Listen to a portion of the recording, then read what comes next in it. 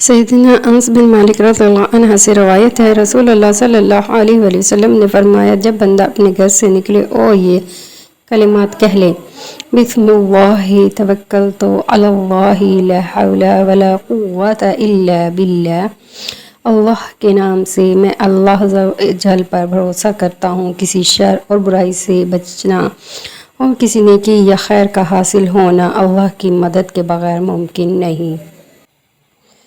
تو اس وقت اسے یہ کہا جاتا ہے، تجھے ہدایت ملی، تیری کفایت کی گئی اور تجھے بچا لیا گیا ہر بلا سے، چنانچہ شیاطین اس سے دور ہو جاتے ہیں اور دوسرا شیطان اس سے کہتا ہے، تیرا داؤ ایسے آدمی پر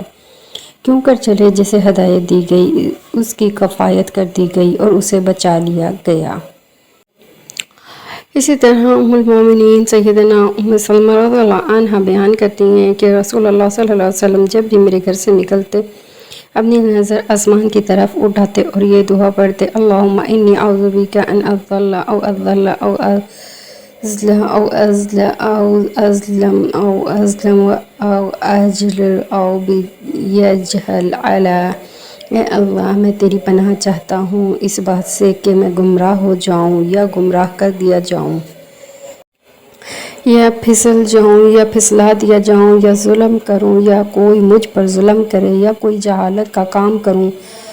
یا کوئی مجھ سے جہالت کا برتاؤ کرے۔ سنن ابی داؤد 5095۔